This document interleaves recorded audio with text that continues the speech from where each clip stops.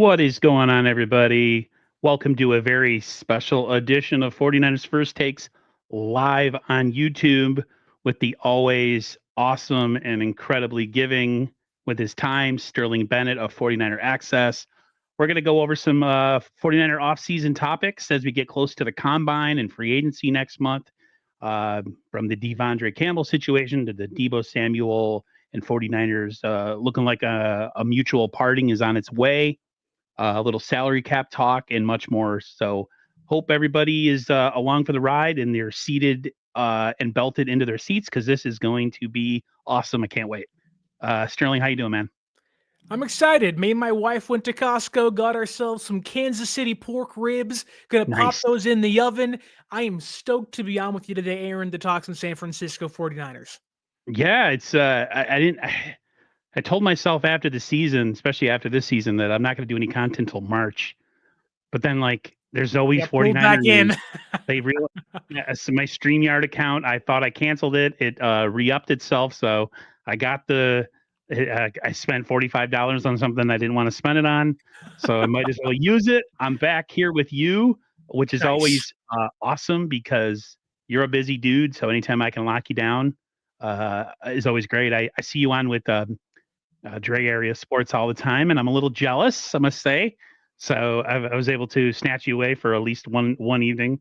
So I'm cool with that. I guess we could talk anything really. There's a pretty good amount of news going on. I guess the first thing we could talk about is the salary cap.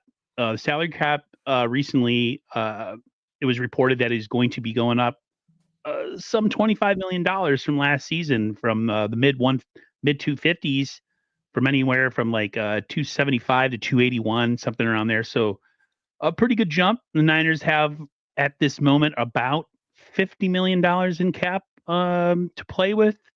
Of course, we know the Brock Purdy situation and the deal. Hopefully that's imminent. But the Niners, free agency's coming up and all that stuff. So what's your take on the news that the salary cap is increased, and does it give you any inkling that the 49ers could be active in free agency? Well, when you look at the numbers exactly, San Francisco jumped from roughly $43 million in cap space all the way to 50 in one day. So when you add roughly $7 million of cap space, it's hard not to get excited and say, what can they do now? They have some extra money to spend. Right. My instant gut reaction was, okay, great. Greenlaw will come back. They had the money, or at least they can make those like depth chart moves you like to insulate the offensive line, or if they want to spend on one big name, Drew Dalman being one of the bigger ones, people want to have him this year in San Francisco. They can do that now. It also gives you a little more cushion once the Brock Purdy money hits the books. Now, people say the cap hit goes down this year. That's fine. That's true. And it's kind of, whatever, but he's still going to see an increase in pay, right? He'll make roughly $5 million this year currently. I'm going to assume his cap hit will be somewhere around 6 or 7. Like it's going, like it was already, his cap hit was so low already, it can only go up, right? So it gives you more cushion. And it really, well, it's not going to get you overly excited. It certainly should give you some, at least pause to say, maybe if they want to get aggressive, they have some more money to go out there and make a move this offseason. Yeah, I was hoping that would be, from some of the earlier reports of what the cap might be until recently, where you get a little bit more of a accurate estimate. Right. I was hoping they would be somewhat reasonably active in free agency. I wouldn't, the T. Higgins talk, everybody gets excited. My goodness. But that was unrealistic. It's just not going to happen. The Niners have so many other pressing needs. They're not going to add a number one wide receiver to the mix. They have the list of priorities in the 49ers offseason is really long, and T. Higgins, which it would be awesome, right? Like if Madden, if you could turn the salary cap off on Madden and do such things, that's great, but that's not reality. So, I look at it, the Dalman signing seems like an intelligent one. Drafting a center doesn't seem like something Kyle Shanahan doesn't like rookies anyways. And could you entrust a rookie center with this already kind of established line with a fourth-year quarterback? I don't think so. There's some interesting players out there. I know the Dolphins are not bringing back. I don't think safety. I forget his name. Jim Holland. Javon Holland. There's names like that out there. There's some pass rushers that some people are thinking of. Maybe a not Nick Bosa. Oh my God, Joey Bosa. Joey Bosa. Just some kind of, I wouldn't say middle of the road signings, but I don't feel the Niners are going to be hyper aggressive. But it's cool to see that they can make some B-level moves to lock down some roster spots that maybe they don't think in the draft they can do that with. So I'm okay with all that. But I just don't see them. That the Niners don't go into free agency and splash. It's just not their MO. So who knows what they're going to do? We're always excited, right? When the ticker starts filling up with all the things that are happening during free agency. Oh, of course. Even though we know the Niners are always super active, we always get really excited. And there's fake reports that come out like, oh, the Niners are going to sign so and so, and it's a player that we can only dream of having. So, but we'll see. Free agency is still about 3 weeks away, so we'll see. Yeah, they have till like March 12th is when the new league year starts. I do wonder though, with that new, I guess you can say $7 million-ish in cushion they just got with the salary cap increase, they can negotiate extensions with Dre Greenlaw and Talanoa Hufanga in that time. Well, I don't think either one of those guys comes back next year, although I would say Greenlaw is more likely than Hufanga. I do wonder if that makes them a little more aggressive in getting one of those players' deals done to avoid hitting the open market. We can debate all day, what Dre Greenlaw's worth on the open market. I do wonder if that money maybe could entice Greenlaw to come back, maybe give him more incentives to return next year, which all indications kind of show that he may want to go be the linebacker on a different team, whether it's Washington or Atlanta or Tennessee or somewhere else, who knows? I just wonder if, when you get $7 million to spend, albeit it isn't a lot of money, you can avoid some of your own free agents or your impending free agents hitting the open market. I wonder if they go that route. They don't add somebody, they just bring somebody back before free agency begins in about, 15 days or so. The 49ers have always been a team that doesn't spend a lot in free agency, but they bring back a lot of their own guys. They're about rewarding their own players and bringing them back. That's been the MO since John and Kyle have been here for the most part. I thought the report was telling, I don't know if it was Barros or Kawakami, I forget exactly who reported it, essentially saying it's a good chance Greenlaw has played his last game as a 49er. We do not foresee him or Hufanga coming back. And I was just like, wow, we didn't even get to free agency to at least, question or have that question in our minds. Like, is he going to stay? Is he going to take big money? Is someone going to offer him big money? It's weird. Coming off of a really injured, he's an injury plagued guy. I mean, he's been really great for the 49ers when he's been available, but an Achilles is not something to play with, right? So it was really weird that that statement came out so early, right after the Super Bowl. It could have been during the Super Bowl. I don't even remember when it was. What'd you make of that when you heard that? It's a pretty much a foregone conclusion. He's not coming back. Don't remember who reported it, but it was like gospel. Like, oh wow, I guess that's it. I think it was Barros on KNBR, and it was weird too because we've had this offseason where Barros says something, and I love Matt Barros. He does great work with The Athletic. He says something, and then the next day, after we're taking it as, we're all doing our YouTube videos and our podcasts and we're all writing on it saying, this is going to happen. Kyle Shanahan going to the combine, which to his, I guess, to his credit, he didn't say it was in stone. However, the next day, Mayoko says it's not happening and things change. And we all say, well, what's actually going on? So there has been some back and forth in regards to, what is true and out there. And again, no knock on Matt Barros whatsoever. He reported this, and I'm hoping things can change. I'm hoping that it's not true, because I think we all love Dre Greenlaw and want to get him back in the red and gold next year. However, if everything he says is true and he wants to be his own man somewhere else, he's going to get paid top dollar. I have a hard time believing that, but who knows? Maybe I'm wrong too. I look at it and say, look, if the Niners really have to have a hard cap of where they're not going to go over with Dre Greenlaw, He's a player that has been injured, not a lot, but in recent years, it's serious injuries, right? It's the calf and Achilles. Now it's the calf and Achilles again, maybe. And there's concerns like the, you can't, you can't fork over 10, $12 million to a linebacker like that and say, hey, be our guy, when you know deep down it's one play and it's over.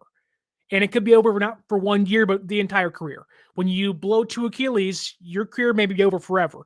And that's despite modern medicine being so, so good. But I think there's going to be a hard cap for Greenlaw. If it was me, I wouldn't go over $7 to $8 million per year. It'd be an incentive laden deal. You want to earn 12 a year? Fine. Go out there and play and earn it. We'll give you to it. Like, we want to give you that money, but we can't just guarantee you that. So I also don't know which team would give him that big of a deal. To kind of push back on Barrow's report, which again could be very much correct. I have a hard time believing teams that maybe even want to sign Dre Greenlaw say, yeah, sign me up for a 3-year, $36 million deal. Like, who's doing that? You can't do that. You have to get the medicals first. Because, I mean, he didn't even make it through a full game when he came back, and he was already out again. He played 34 snaps, one half in one game, then 4 snaps in the next game. Then it was, coach, come get me, which stinks, but, like, that's the reality of a 28-year-old Dre Greenlaw. He may never be the same again. Yeah, and he plays a certain way, kind of like Deebo on offense, and people are like, yeah, but they're so young. I'm like, yeah, but their play style is not conducive to a long career, so... Exactly. It's unfortunately that's just how it goes in athletics sometimes, especially, real man sport like hockey or football. Nothing like the NBA, where they, flopping at 12 years old. Yeah, they're already learning how to flop, and they don't want to participate, load management, all that stuff. So well, meanwhile, the NHL's out there playing the 4 Nation series, and they're fighting 3 different times in the first 30 seconds of the match, and you're like, this is awesome. Yeah, you could say what you want about the NFL and it's rigged and all this and that. Every game matters in the National Football League. I know this is like a weird off-topic rant, but every game matters in the NFL. You have to win every game. Seeding is so important. Philly crushed it in the playoffs. Why? They were at home. Kansas City at home. Both teams made the 1 seed on both sides made the Super Bowl. So, for a guy that grew up during the 90s as a teenager and grew up through the Jordan era, how the mighty have fallen, man, since Kobe retired. It's just not the same anymore. But anyways, speaking of players that play tough and might have a short career and could be the end for him, at least as a 49er, is the Deebo Samuel situation. It looks like it's a mutual parting on both sides. It looks like Deebo didn't feel like he was getting enough touches last year. There's definitely some bad blood going on Deebo's side. And from a lot of reports of people that are connected with the 49ers, again, a guy like Kawakami, he believes that both sides are moving on and there's no question he's gone. So what's your take on how it kind of ended, kind of in this kind of bitter, kind of pissy, like back and forth between him and the 49ers? The season was weird in itself, right? You began with Deebo's in the best shape. He looks awesome. Oh my, he's going to break out. And we all kind of bought into that. At least I did, seeing him in person. He looked rejuvenated. He looked like a new player, a guy that while coming into, maybe a contract year for him now, it seems like that's the case. He had something to prove that, look, I was hurt in the playoffs. I didn't do my job. I not in a way held the team back, but like I have more to offer to this team than what I showed in the last couple of years. And I think for Deebo, that was the hope. That was what he planned on doing this year, but for a variety of reasons, not all his fault, things fell apart. And I think for a player like Deebo that has always been, not to say emotional, but certainly rides the wave of, okay, when we're good, I'm feeling great. When we're bad and we stink, like I get a little fidgety and I can kind of act up a little bit, and not in like a super harmful way. He isn't going out there and, beating somebody up, but, in the locker room and on social media, he's doing things, where's this coming from? I have a hard time believing that his relationship with Kyle by any means is tarnished. I think a lot of this is Kyle saying, no, I love Deebo. Deebo's my guy. Like, Kyle seems to be one of the only people, if you believe what Kawakami was saying in this report for the SF Standard, that Kyle's been one of the few people to keep defending Deebo. Meanwhile, you have John Lynch or other front office people saying like, like, dude, he doesn't have it anymore. This is the final straw. The camel's back is broken. It's time to move on. And I think, not to say Kyle would fight on this, but Deebo Samuel requesting a trade during exit interviews, and then kind of, I guess you could say, like, officially putting his, I guess in a way, call it a stamp of approval on it on Super Bowl Sunday. It felt like kind of a bitter ex-girlfriend trying to get ahead of the breakup. Like, nope, nope, I broke up with you. It was me. I broke up with you. Like, nope, nope, to kind of hold some pride. And I don't know, like, I don't know about you, but like my feelings of Deebo Samuel are somewhat tainted now. Not a lot, but definitely like I'm okay with you leaving. Like, I'm good as a player, but also like as a person, as the You were emotions pretty. you I had saw this your year. tweet. You were pretty much like, you can get out of here. You can go. See ya. Yeah, like just leave. Like, awesome, thumbs up. Thank you for your time. Thank you for your service. But shake the hands and walk away. Right? Like, I'm good. I think I'm done there's with like Deebo you Samuel. said, there's two camps. There's Kyle, who's insanely loyal to guys that produce for him, Yeah, and then there's the football side. It's a business. yeah, He's diminishing returns on a very expensive investment. And John Lynch is looking at it, unfortunately, from the business side, and players take it personally. Players took it personally in the 80s when sure. the 49ers were moving on from guys early. Like a Dwight Clark and other players were like, I can still play. Yeah, And yeah, you probably could, but we're trying to get ahead of this. Now we've brought in your replacement. Goodbye. That's pretty much what's going on. And I feel like he's taking it personally. Maybe he's into his feelings a little bit. But like that's just the way the business goes. And I don't understand, where, like you said, where this all is coming from.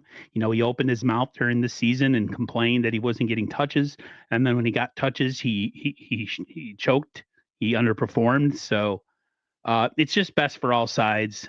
I mean, I just at the during no point of the season did I say Deebo's back. He's the old Deebo. I felt from jump last season that the Deebo Samuel that we knew from 2 seasons ago is never coming back. And we just got to accept it and look for a replacement who's way cheaper and probably way healthier. So there's always a winner and a loser in a relationship. Like, once the breakup happens, obviously depends on what happens next, whether San Francisco is somewhat successful or whether, Deebo Samuel fails or whatnot with his next team. I do wonder, like, the pulse that I'm trying to get from the Niner fan base, like, people seem to be very mixed on the potential departure of Deebo Samuel, right? Some still, no, it's Deebo, it's 2021. Like, they had this emotional connection to him, which is fine. Whereas others are like, good riddance, goodbye. Like, you and we are holding this team back. I think I fall somewhere towards the latter, albeit maybe in a more kind manner. But when I think of, who wins and who loses from the departure, I don't think Deebo Samuel wins from leaving the no, San Francisco 49ers. But I think San Francisco wins from Deebo Samuel leaving the San Francisco 49ers this offseason. I think a lot of us who love him are hanging on to sentiment, Yeah, and we're letting it blind our realistic takes on a situation. When a player who was great for your franchise, and that could be anybody, Joe Montana, Steve Young, Jerry Rice. Like Jerry Rice at the end of his career, he wasn't Jerry Rice anymore. T.O. was the man. And yeah, it seems really disloyal that the 49ers, would do him like that, but that's just the business of football, and that's how it goes. It's all about being sentimental with players at the expense of losing is just ridiculous. yeah. That's just how it goes. And players, they say they know it's a business and they understand it, but then when it actually happens to them, there's always seems to be like, yeah, there's some sour grapes going on. But I feel like his career will never be the same once he leaves. So, the old saying, don't, the grass isn't always greener on the other side. I have a feeling maybe he goes to a place like Miami or the Texans or something with familiar people that he knows. Maybe they can do something with him. But I feel like his best fit is and was and will always be Kyle Shanahan and the 49ers. Which is why I'm so confused because, okay, he wants out, he's bitter for whatever reason. But usually in these cases, you know what the player or the team is looking for by leaving, right? Some players want to get paid. Some players want to get, more opportunity. You see a lot of young players, they hit free agency, they leave their team they're currently on to go get, be the number 2 receiver, be the number 1 guy elsewhere. You see guys go for big paydays. I don't know what Deebo Samuel wants because as of last year in 2024, he had the most touches on the team. He was getting the ball continually during games. Now, look, the offensive line wasn't great. Some guys didn't block. Things weren't great. Their backup quarterbacks were playing last year. Like everything went wrong for a variety of reasons. However, Deebo Samuel was getting highly paid, was getting the football, was a captain on the team. What other team is going to give you all 3 of those things? Like, I don't know what he wants, which is why, while him asking for a trade or release isn't confusing, I get why he wants to do it. I just don't understand the reasoning behind it because, okay, you're frustrated. That's the reasoning, but I don't know exactly. Like, I can't connect the dots of like, you had everything you want in San Francisco. Why are you leaving when you're comfortable here? Your family's here. You're not going to get the money, the touches, the status of captain, all 3 of those elsewhere. I don't understand that whatsoever. I don't either. It's really frustrating to when you try to break it down like that. Like I know one thing for sure listening to you and Dre Area Sports is you're not going to miss this podcast if he leaves, correct? It is, look, someone Got it. that, for myself, that went to college, has my sports journalism degree, been doing podcasts for a while, worked at a radio station, hosting radio. I get it. It's an athlete-driven league. Athletes want to have their own voices. That's great, whatever, although it takes my job away, whatever. Like, I'm bitter towards that to a certain degree. Not to say Deebo Samuel can't talk. Deebo Samuel, the only responses he has are like, yeah, yep, that was tough. I'm tired. Cool. It's like, he's give always me laying back something. in his chair. He looks Like, so elaborate. exhausted. It's like, I get it. You play a grueling sport and I'm sure you're tired, but it's like, there are so many great athlete-led podcasts out there. So many great ones. Deebo Dre Area Samuels Sports has made a to be one of the worst ever. Dre Area Sports made a good point because I was listening to your guys' stream from the other day. It's not even his own podcast. He's a guest on his own podcast. Honestly, which is like they have like, him and what? the girl and then the other guest, and it's like, why are you here? The other 2 are talking, you're not. I think my second least favorite is the Warner House one. Oh Lord, like Fred, stop talking. Go away for the off season. Go. Do you know what's crazy? One of the biggest questions I have in my life isn't, oh, my future and my wife and my dog or, our house. It's, why does Fred Warner have me blocked on Twitter? I have no idea why. Like, of all the players, I love him near the top of the list. Fred, why am I blocked on Twitter, brother? He I has don't know me what blocked. I did that was so Fred, wrong. Deebo has me blocked. Man, you know who followed? Hey guys, you know who followed me the other day? Random thing. Who Nick is Bosa's mom. Cheryl Bosa. Don't know if it was a mistake, but I'm like, what? So I keep checking every day, and I will say this: I get people constantly like, you need to go and tell John Lynch this, and I'm like, I'm not the 49ers. Like, I have no connection. I mean, I've been in the media room, but like, I can't tell the front office to do things. I get, you guys stink. You're the 49ers. You need to tell them to trade Deebo, and I'm like, ma'am, this is a fan podcast we with have maybe no some pull in the credentials. organization. No, Maybe someone like Grant who can get access to the press room. maybe But that's even a stretch because they don't really like him. I mean, I can get in the press room, but it's like John Lynch will look at me and be like, "No, I'm good, man. Don't even talk to me." All right, No, fair. The only person I like who actually gives great questions when they're actually in the press room is Larry Krueger. Crew show. Picking a pickle. Picking a pickle, baby. He said, let me see if I can say your name right. Khalid Young. Deebo's attitude and poor conditioning was worn on me. When you had lack of production, it's time to go. Yep, 100%.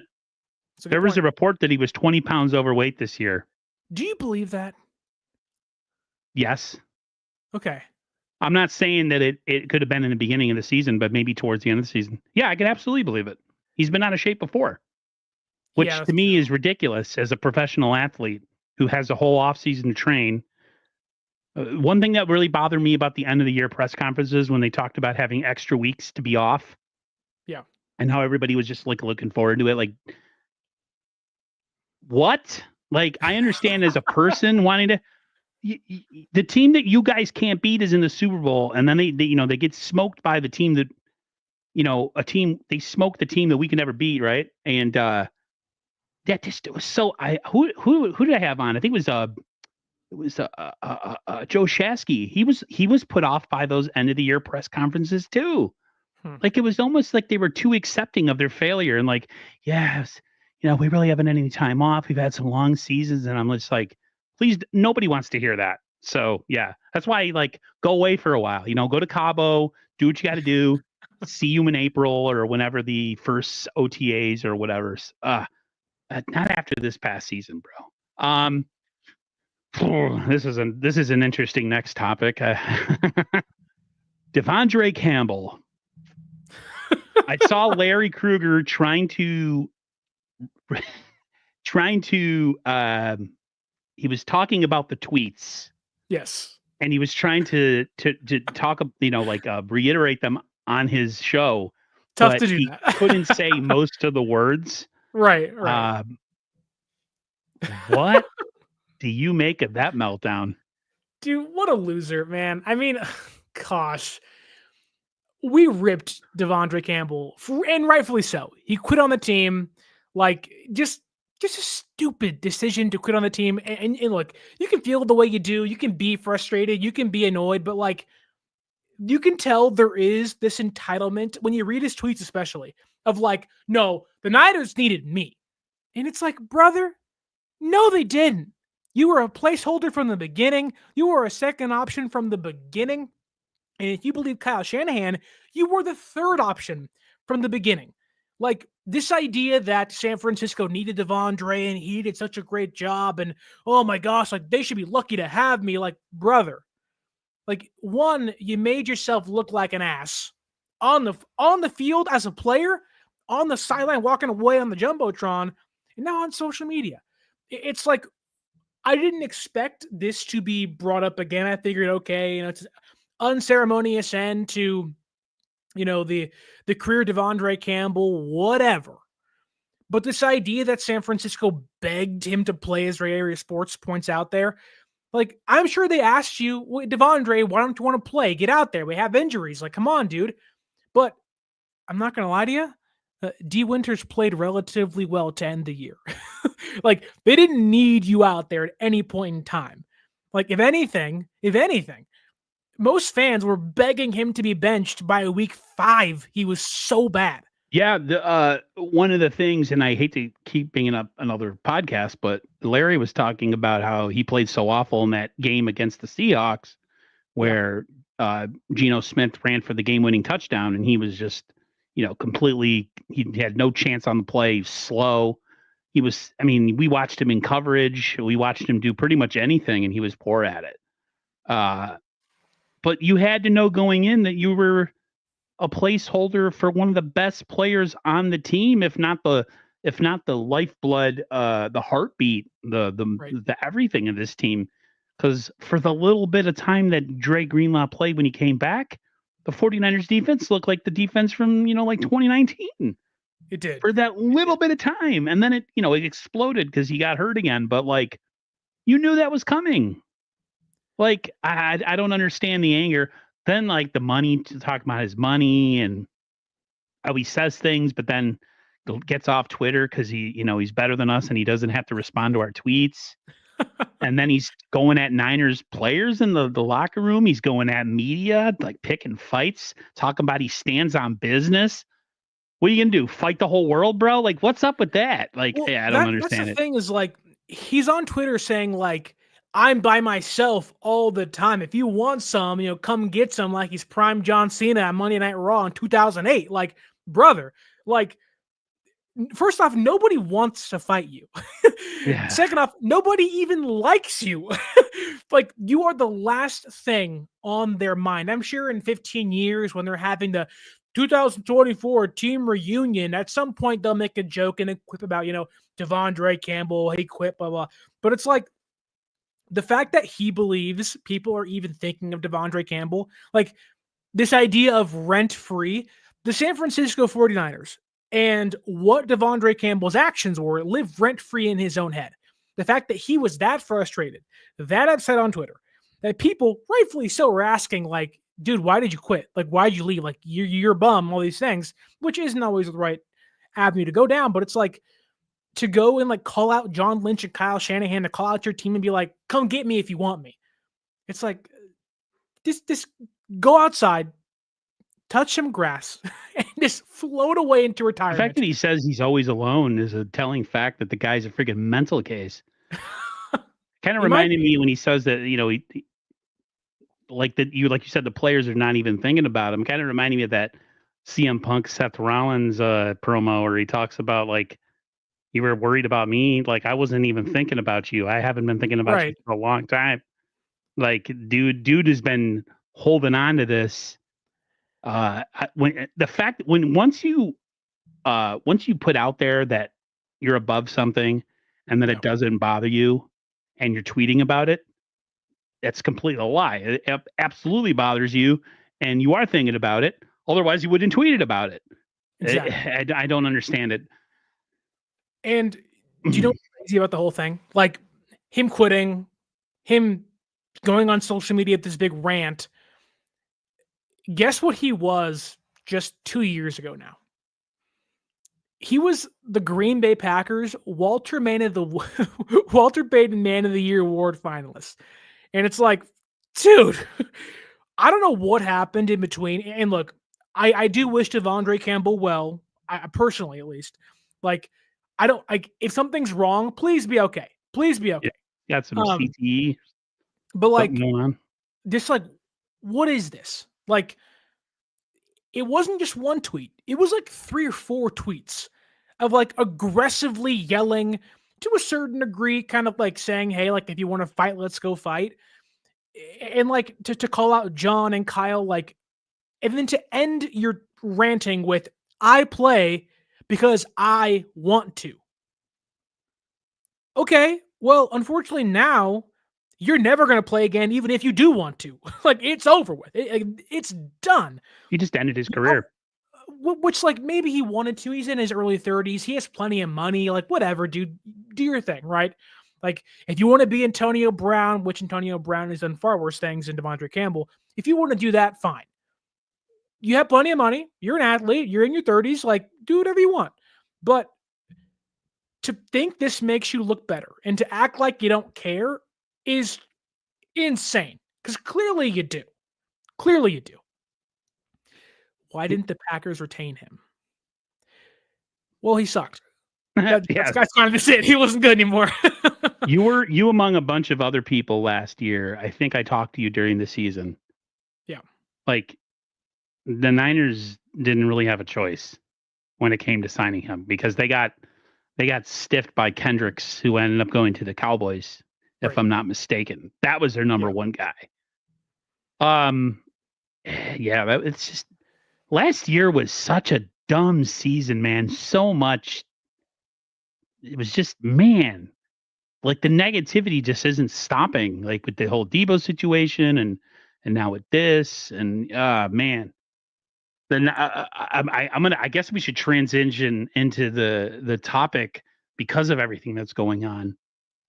I tweeted this more than once since the Super Bowl ended because of what Philly did and how they were able to kick Kansas City's ass, and we haven't been able to beat Kansas City. I said that the 49ers aura or whatever they call it is really low right now. The Niners have banked for a long time on equity that they've built up through in some of their most competitive seasons and done a lot of things well, this, and the other. But last year, to me personally, Sterling, undid a lot of that. And I feel like a lot of the cachet that they've built up and being the bullies on the block I feel like none of that really means anything going in this offseason. This offseason to me has to be serious. That I just don't feel that they have that kind of whatever Philly did to Kansas City. Philly's kind of the new bully on the block again, and the 49ers need to go find a way to recapture that. Yeah, the way I look at the offseason and everything you're saying is right, that, the aura, the feeling of positivity that, so, we're the monsters of the NFC West, we're the top dog of the NFC. It's gone, right? Like, Philadelphia is there, the Lions are there, and not to say San Francisco can't get back there, because they have so much top end talent that they can carry the roster if they're healthy to 9, 10 plus wins next year. But I think I would equate this to what Philadelphia went through last year, maybe to a lesser extent, because Philadelphia still went to the playoffs and was still good for the most of the year, but they were demoralized after last year ended. Had a phenomenal offseason, got, Cooper DeJean, got Quinyon Mitchell, beefed up the interior, signed Zach Bond, which was a big surprise. But I also kind of equate it to what the Rams went through a couple of years ago when Matthew Stafford got hurt and Cooper Kupp got hurt, and a lot of their guys were banged up. It took them 2 years to kind of rekindle things. They were good last year, but really weren't dominant. But had a really good draft this past year in 2024. Gave them Jared Verse, gave them Braden Fisk, gave them a lot of what they hope to be as their cornerstone defensive players of the future. It's going to take one of those drafts. It's going to take one of those off seasons to propel San Francisco back up the standings. Thankfully, they play in a relatively, I don't want to say tough division, but or easy one. But the Rams, if they trade Stafford, if Cooper Kupp is gone, let's see what they do. The Seahawks or Seattle, they really weren't that great last year. Kind of floated on by. We're middling for most of it. Then the Cardinals are the Cardinals, right? Second year of Kyler and Marvin Harrison together. We'll see what happens. If Bride's great, but the NFC West is wide open. Like, even if you win 9 games and get in, you're in, right? Be it 2021 again, right? Just kind of sneak in and cause some havoc, right? I'm good with that. But they have to have a very serious offseason, which kind of led to, and maybe we'll get into this in a second, the reports of Kyle Shanahan going to the combine, now not going to the combine. Like, when it first happened, a lot of opinions, including mine, was like, this is a serious offseason, pick 11. They got to get this thing right. Yep. And the indications are there. That's what they're doing. And they'll still try to do that. But it did seem like for at least maybe a day or so, or half a day or so, this was like, if we don't get this right, this thing comes crashing down in 1 year or two. Yeah, I saw the tweet just like everybody else, and I read most of the Kawakami article, and he kind of reiterated about how this is a different offseason that we've had, just based on how everything went wrong last year and the way kind of Philly did things and all that stuff. And I just feel like previous off seasons we still had this kind of cachet that we had built up through the NFL, where teams still looked at us as the new, the big, big bullies on the block. And I felt like this year, for the first time in a long time, nobody feared the 49ers. And by the end of the year, I mean, we were getting our asses kicked, by Buffalo, whoever was good enough, Detroit, anybody. Like, it just ended. It ended horribly. It was bad from jump with all the injuries and stuff. That's one other thing too, with all the talk of free agency, the draft.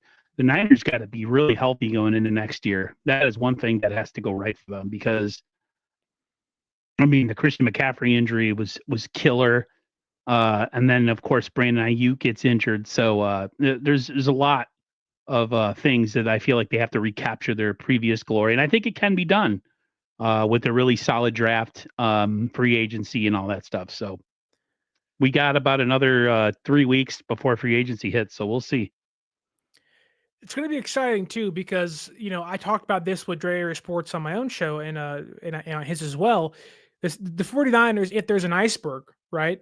They're really big out of the water. Well, it's a beautiful iceberg. You get Christian McCaffrey and George Kittle and Brock Purdy and Fred Warner. Oh, there's so much talent, but underneath, it's really tiny and really thin. And again, that top end can carry you a long way. You really you have star talent, it takes you a long way. But if you don't have the insulation, you don't have the depth. As soon as as soon as that iceberg starts melting and what's underneath is shown, there ain't much there.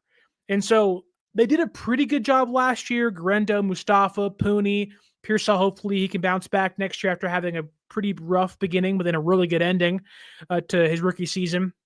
They got Cowling. Hopefully he's part of the offense next year in some degree outside of the punt returner only. But they got some pieces in place. That said, you have to have another 2024 draft class to help bring you in 2025 again. And look, the great thing is where San Francisco has needs, this draft class is loaded.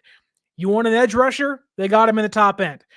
Thankfully, San Francisco is at 11 where they could get a player like Mike Green from Marshall. Like there are some names out there you like on the edge market. Then there's the interior defensive line of this class is insane. We're talking guys in the 4th round. You say, yep, day one starter. There's just those guys out there.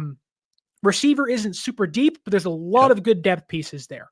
Cornerback as well. Like you're not going to find your elite guys outside of that 1st round. However, a lot of starting caliber cornerbacks in the middle rounds as well. So I think this is one of the best classes to almost have a down year because of. I think San Francisco is in a really good spot to change things and turn things around. But to your point, got to take things seriously. You can't take big risks because if you do and you miss, it's going to doom what you do in 2025. Like the last thing I want is they're going to draft a tight end in round 1. And it's like, that's cool. You already got one of those and he's really good. Like you can find the backups wherever, but like you don't need to have the top end tight end too. You're not going to sell the fan base about a tight end no matter what you try. Exactly. Regardless, because you have so many other needs at so many key positions. I look at some of the players on this team that I think when I talk about cachet, not having it anymore, and that, things have to get serious. I made a comment about, because I saw the Cabo pitcher, and I see Trent Taylor in there, and I'm just like, this whole like, oh, we're gonna put him on the practice squad or sign him as one of our 53. He's a vibes guy. All he is Trent. All he is George Kittle's friend. Like you can't afford to have that kind of. You can't like this whole like he's friends of a friend of somebody on the team, and we're gonna sign him just because like. You can't do that anymore. Like that kind of stuff, those kind of I call them legacy signings or just like I said, they're friends of somebody on the team. Like we're going into an off season where like that kind of stuff can't fly anymore. And I don't want to see a guy like Trent Taylor on this team, regardless of who he's friends with. When I saw that picture and I saw him there and I'm like, why is he in Cabo? Like it just gave me a bad feeling of like, man, they really have to, they really got to get serious this offseason. So it was disappointing to hear that Kyle is not going to be at the combine based on, the Kyle Kami report of, it being such a serious offseason after such a horrible season. Like, I wonder what changed. I mean, a lot of the big name guys out there reported that as, prophecy, man, like it was going to happen. And then all of a sudden, oh, by the way, he's not going, he's going to stay back. Right. Which that's what Kyle does. He would rather go through, 50 guys film and tape, which is more valuable than a combine workout, mind you, than meet a guy in person. And honestly, and maybe it means absolutely nothing, but the last time Kyle Shanahan went to a combine, they picked Trey Lance. And maybe it means nothing, and I don't think it does, but it's like, okay, well, that kind of has stained me to a certain extent. And I'd rather, if I was Kyle Shanahan, not go to the combine either. But, it's of the liking of like, okay, how serious are you taking this? Which I don't think Kyle going to the combine or not going to the combine determines how serious he is about winning. But optics wise, when, I don't know, 26 other coaches are there and you're not, that can irk somebody and make them at least question, like, what's Kyle up to right now? What do you think you're going to hear from John Lynch at the combine? Much a little. He is the PC. Yeah, he's the coach speak GM. Yeah, he's very much says nothing and a lot of things at the same time when he gives his press conferences. Yeah, and that's why John I'm sure, is there. Go ahead. There'll probably be, questions about Deebo Samuel's future. What's the plan with him? I'm sure it'll be, Deebo's a great player. We love having him here. If he's still here next year, it's going to be awesome. But, we'll see. And we'll kind of, we'll go about that as things progress. And I don't think we'll get too many definitive answers. Nope. Sometimes you may get, oh, they're picking up this player's fifth-year option, albeit nowadays because they didn't have a first-round pick in forever, it's not going to be part of it. Maybe they talk about small free agent signings. I'm sure Ray Greenlaw's future gets brought up. And then Brock Purdy will be a massive questions he gets. I'm sure 95% of the questions are going to be about Brock Purdy, right? Yeah. Which will be just nonsense. Yeah, we're working through that. We got to have urgency. We got to be urgent in getting Brock Purdy signed. And it's like, okay, well, what the hell does that even mean? It's been 6 months. Like, what does that mean? Brandon Aiyuk, we'll see you on day before week 1 against the Jets. Like, I don't know. So he'll say a lot of something and a lot of nothing in about, I don't know, starting on Wednesday or Thursday next week. Yeah. Anytime John Lynch gets on the platform, he looks the part. He is a CEO to the max, but he really doesn't say much. Kyle doesn't like to speak. So I like when the press conferences will be like, yeah, what John said, like he always acquiesced. So yeah, I'm just hoping, I'll be interested to see, or at least watch John's body language. And I want to get a vibe from John, where he is mentally in the off season, just coming off of what last year was. I personally, as a fan, want to see some seriousness. I want to see, I don't want to hear about, in the past, we've always been this team and that's our MO and this and that. Like, is this cliche? Like, this is what the 49ers, at least with me and Kyle have been there. This is what we're all about. Like, I don't want to hear any of that shit. I want to hear what you're going to do to make this team become relevant again, because last year they fell so far off the mark from being relevant that, it wasn't good enough. And it's going to take a Herculean type effort this offseason for them to at least, in my opinion, for myself, get the trust of the fan base back. Because say what you want about Kyle and John, and we always have this conversation about who we should fire and Kyle Shanahan and this and that. This is an important season. Yeah. The 49ers go into this season and biff the draft, and they have a 4th place schedule, and they biff the season and they play really poorly. Those conversations for the first time in a long time are going to get really loud, and rightfully so. So to me, as a fan, for someone who does this YouTube thing for, shits and giggles, like this is an important offseason for me. I want to be proven wrong personally. So, well, I think for the team and the fan base, and even for myself, it's very demoralizing to have your season over in late November, right? Yes, that's the thing. Yeah. It's Thanksgiving. You're with the family. You're out there eating turkey. And like, the only thing you can say is like, God, those 49ers are terrible. And you want to have a conversation of, go back to 2023. They're out there clinching the division, or 2022, excuse me. It's 2023. They're eating turkey on Thanksgiving against the Seattle Seahawks. Like, oh man, like this is great. And it just brings good vibes. The team feels good. The fan base feels good. And last year, whether it's views on, my channel, your channel, other people's channels, like even on the radio, people did not care about the San Francisco 49ers the last 2 months of the season. Yeah. And that's despite being somewhat still in the playoff hunt. The fan base recognized there ain't no hope. They ain't got no chance. And I think for John Lynch and Kyle Shanahan, I think they realize that, once they pay Brock Purdy, that clock starts ticking, right? Yes, it does. The second they pay Brock, okay, you got 2 years to get it, whether it's deep playoff runs or a Super Bowl, something's got to change. And I think, let's say, like you said, they biff this year and Brock gets paid. And even if Brock looks competent for whatever reason, they just don't do well. 2026 becomes the make it or break it. Like, unfortunately, that's kind of the deal you sign once you extend your quarterback. So, for the people that want Kyle fired and John fired, albeit I wouldn't want the latter fired or even Kyle fired to that matter, but the clock is ticking. Like, as soon as Brock signs pen to paper, it's okay. Tick, tick, tock. Like, you better win now. And if you don't, 2026 may be the end all be all of their tenure. Yep, I 100% agree. Yeah, it was a tough season to watch. Knowing in November, I mean, if I know, Dre Area Sports. He covers Warriors. He covers Giants. The Giants have been kind of down team for a while. The Warriors, they're an aging. We're coming to the end of the, and I don't follow either the Giants or Warriors, but Curry's coming to the end of his career.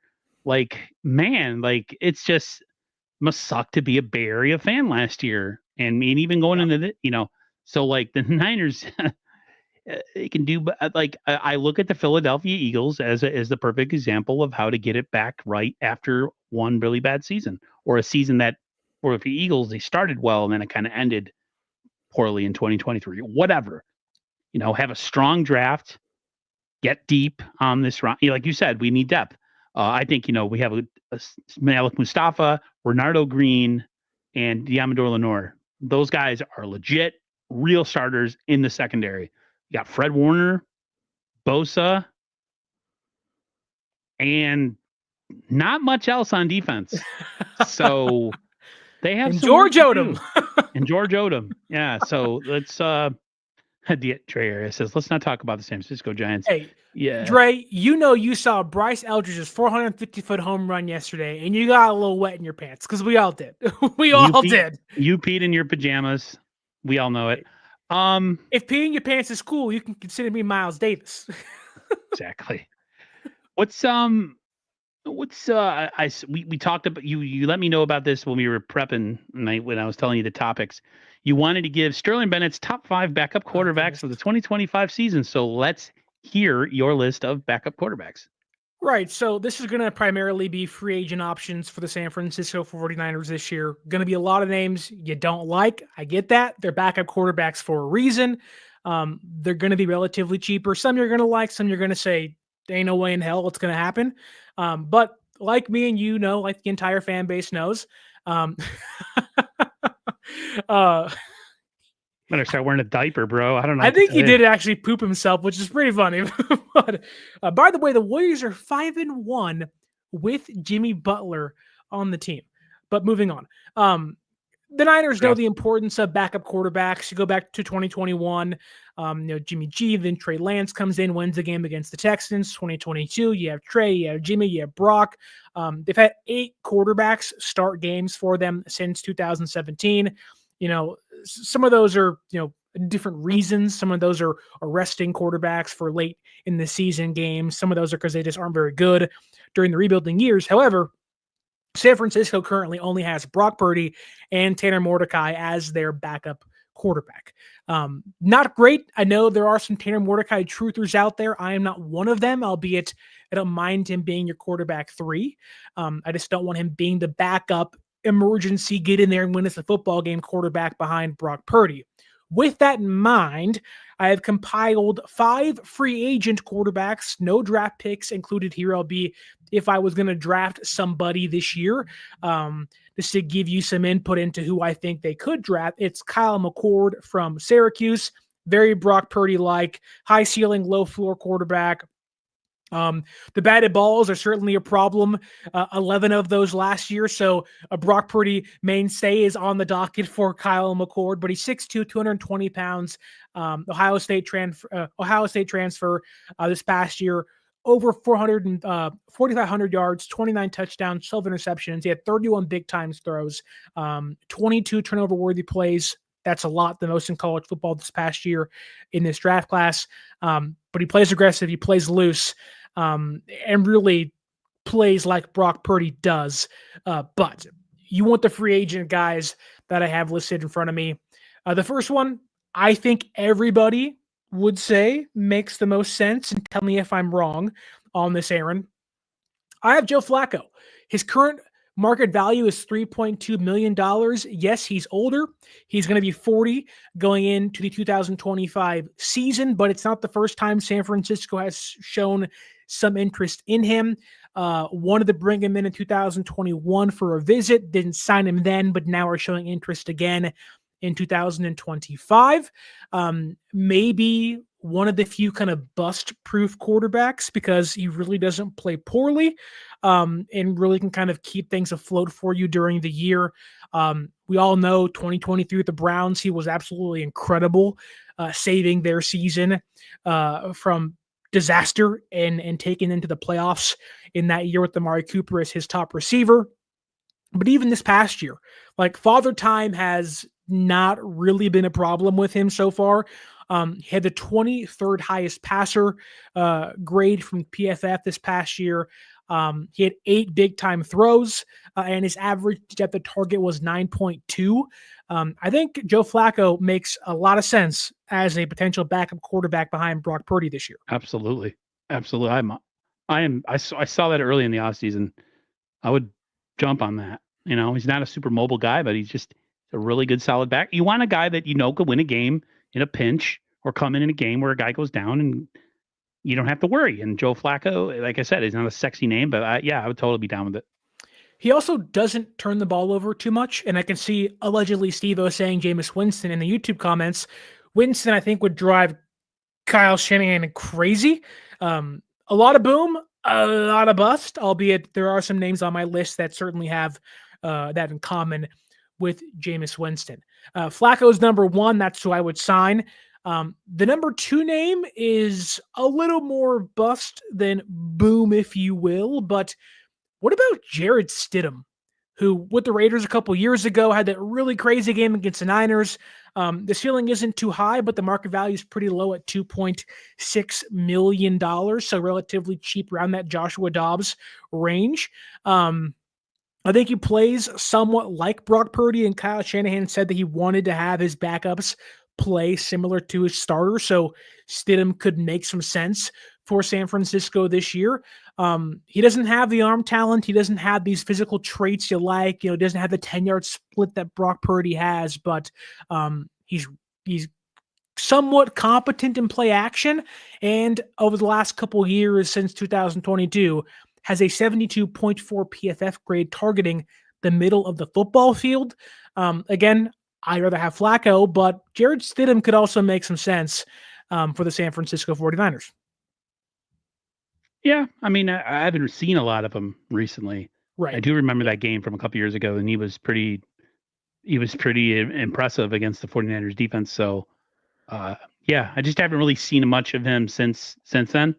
Whereas Flacco, he's, seems like he's always on our television screens at some point over the last couple of years for whatever reason for the Browns. Wasn't he in Indianapolis for a while too with Richardson?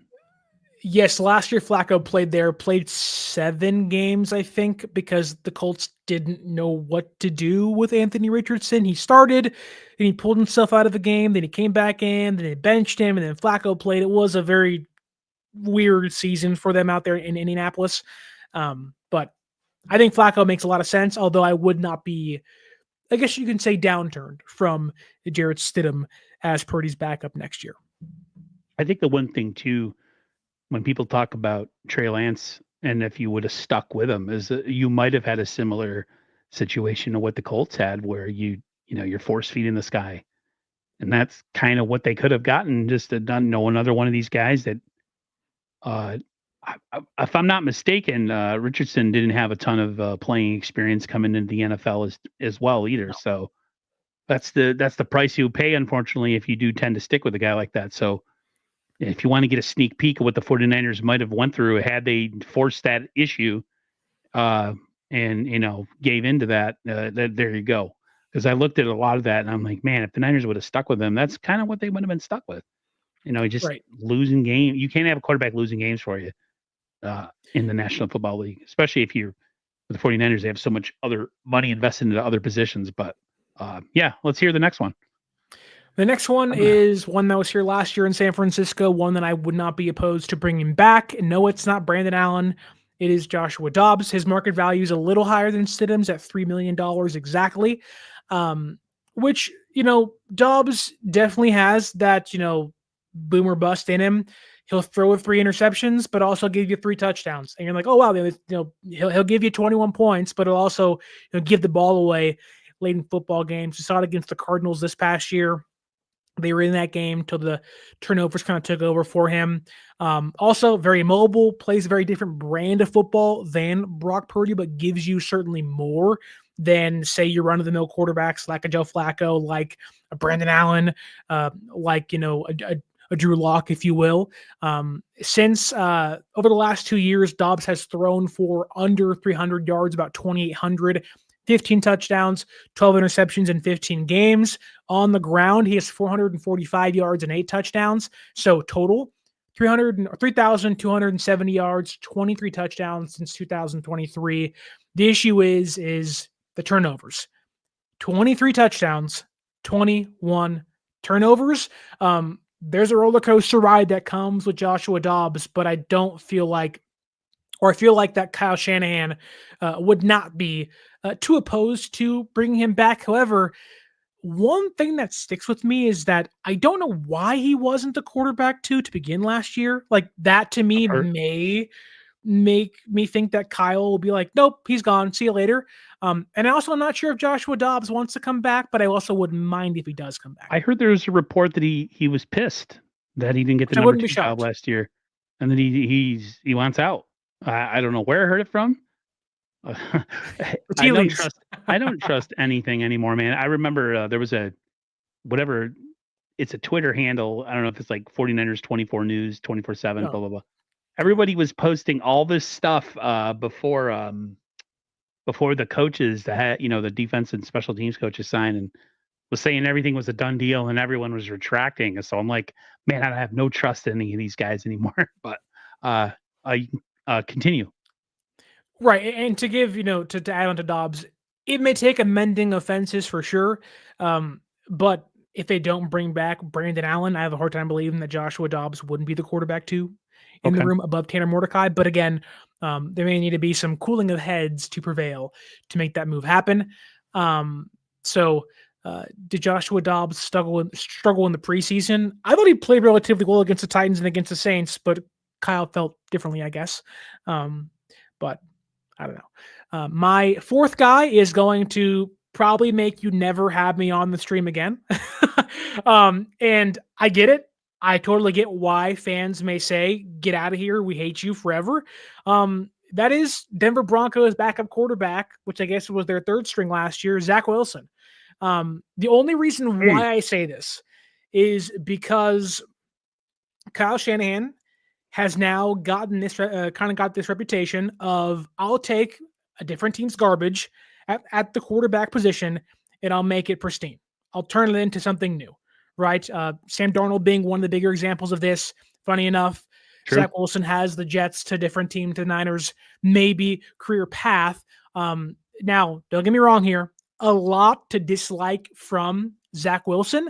A lot of turnovers, 37 since 2021. He has been a quarterback that doesn't really like to play in structure, which may just piss Kyle Shanahan off to a degree you've never seen before. And Robert Saleh could say, no, I've been through that, been there, done that. I never want to do it again.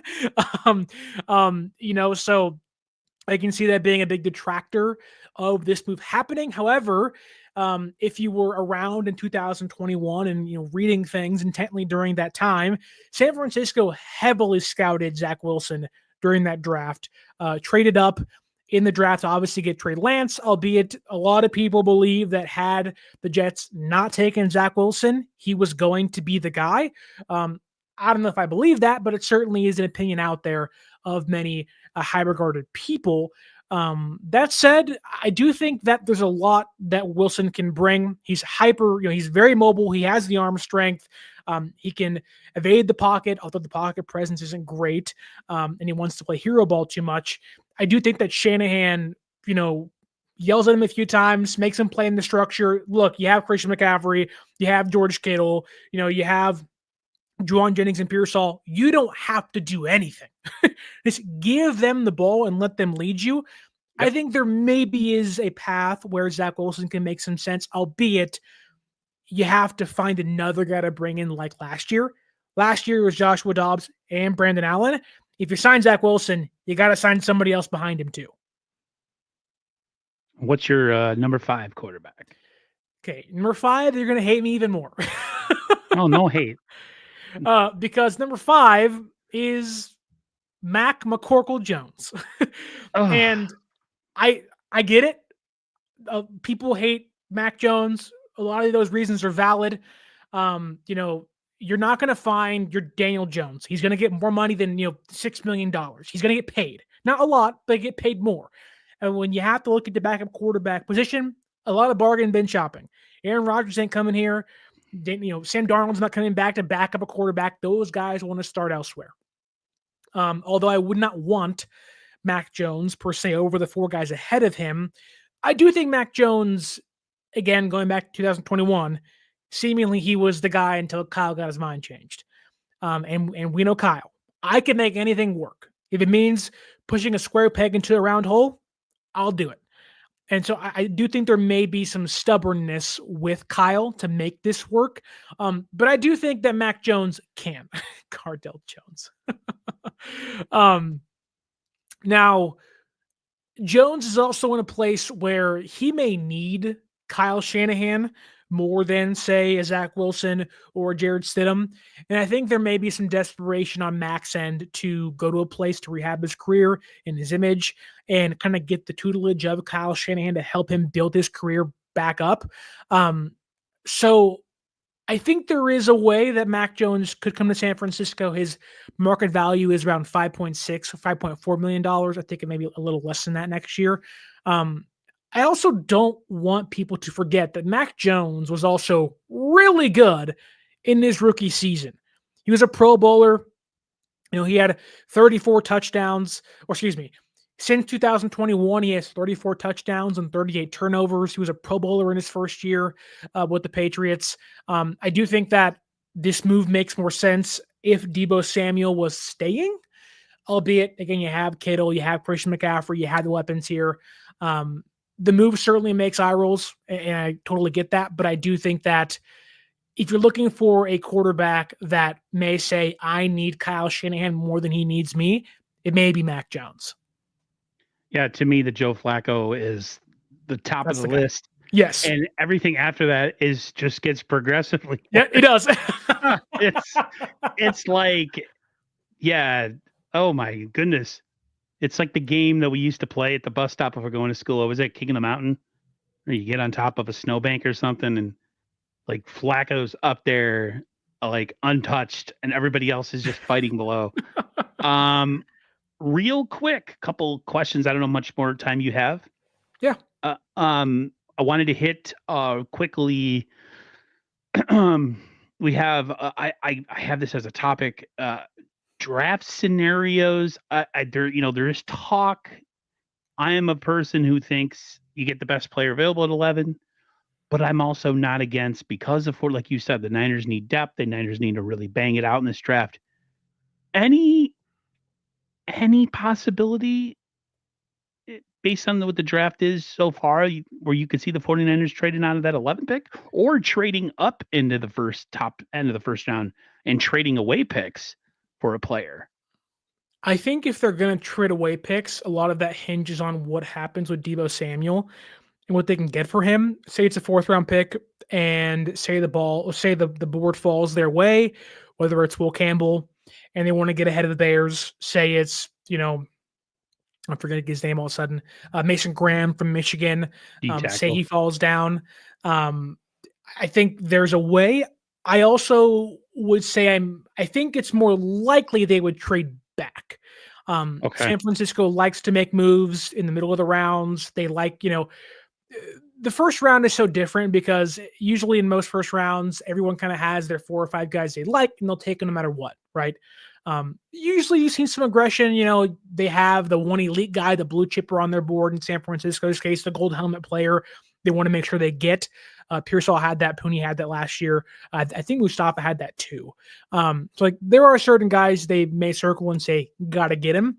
And I'm sure they'll make some calls, but I can very easily see a situation where if there are players like I'm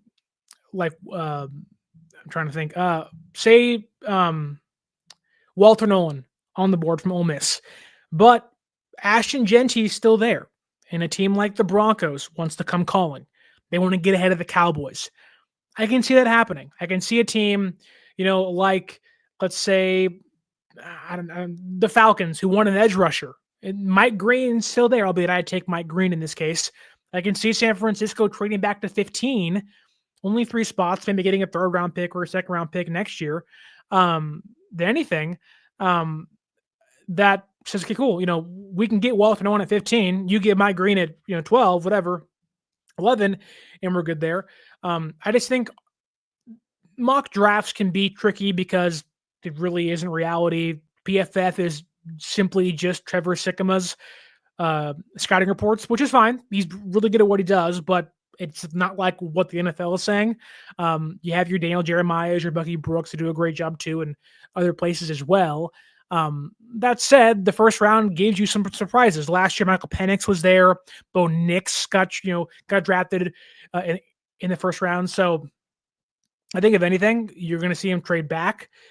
I think they want that mid-round maneuverability. They have, 2nd round pick, a 3rd round pick, and no 5th round draft picks this year. So, that's usually their home run around. So we shall see. But also, like you said, best player available. I mean, I would not draft a tight end in the first round. No. And I get it. Tyler Warren's really good, but I wouldn't take him at 11. That's insane to me. He's not Brock Bowers. He's really good, but he's not Brock Bowers, in my opinion. Yet the way the edge rusher group is kind of worked out, there's like 3 bona fide guys. Only 2 of those guys really fit San Francisco's defense. 11, like you have Abdul Carter, you have Pierce from Tennessee, and you have Mike Green. Then after that, there is somewhat of a fall off.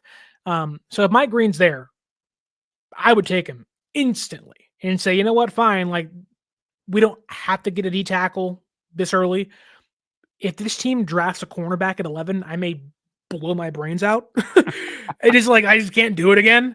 And they don't do it usually, but it's just like, we don't need that right now. But yeah.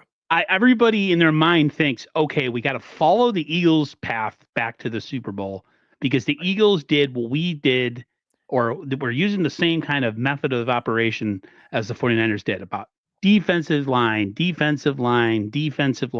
We got to get depth and we got to get players and we got to have this ferocious pass rush.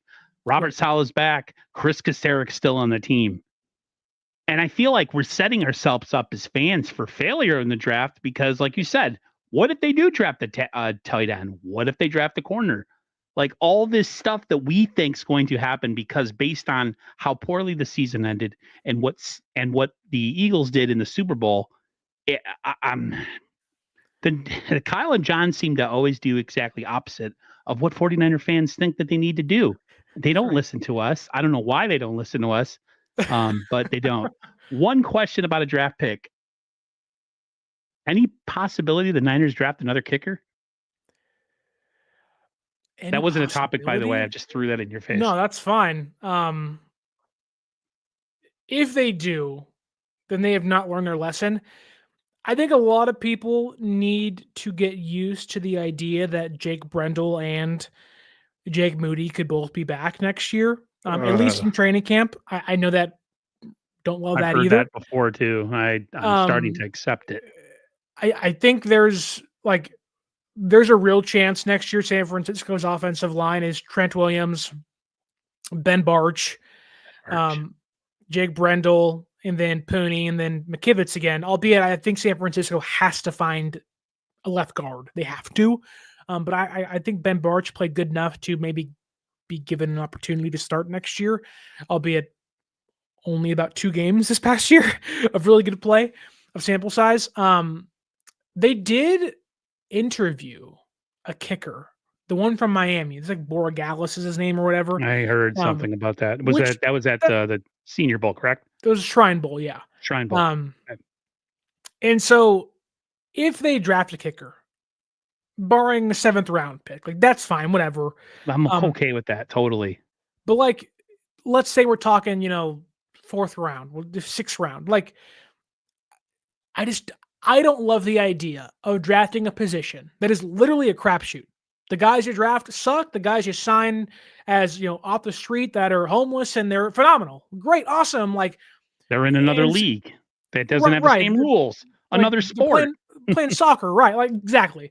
And so like the idea of you got to get the guy you like, it's like, well, any of these guys can be competent. Can you hit a 50-yard field goal? That's all I'm asking. Can you hit a 35-yarder to win a football game? That's all I'm asking. And so if they do, and I don't think they will, they've gotten so much heat. They've realized the mistake of Jake Moody. Jeez, Jared. And look, I mean, he's not wrong. Like he really is right. I'm gonna go search dumpsters at like Burger King and see if I'm gonna hold you to that logic. You'd be surprised what you find in there. You'll be really surprised. But no, like they can't draft a kicker, can they? Can they? I mean, they drafted one in the 3rd round. But that was we have the I luxury say of doing there's it. We're no lost way or that they can stacked. bring him back, can they? There's no way. He lost them games last year. Are you serious? Like, I've heard you've said it. Other people have said it. Aaron, don't be surprised if he comes back next year and competes for the starting kicker job. Right. How did he earn that right? I know John and Kyle say, we're not going to give up on guys. We don't give up on good players. He ain't a good player. You can't tell me that. Real quick, and then we'll get out of here. We touched on the free agency. Is there any one player, or you think there's any one guy the 49ers could focus on? Maybe the Niners make one big free agent signing. Me, if I had to, personally, is I would go after a guy like Javon Holland or Dahlman. Javon Holland would give the 49ers a legit starting free safety. And they already have enough depth at the box safety position. It kind of would, I mean, I know he's had some issues in Miami or whatever. He's a good player. I think he had some injury issues last year, but there's got to be, to me, there's got to be at least one or two players that I would look at and say, starting level player, not, I don't know, one big money guy. I don't see them being insanely active. We talked about this, but is there any one guy out there that you look at and say, yeah, 49ers could bring him in? I don't know about like a really big name. I think if Joey Bosa gets released, they tried to trade for him last year. Things didn't work out. He went back to the Chargers and put together a really good year with them. Khalil Mack also makes sense. I don't think he wants to leave the Chargers. He may retire, but I think he'll want to go back. But Khalil Mack makes some sense.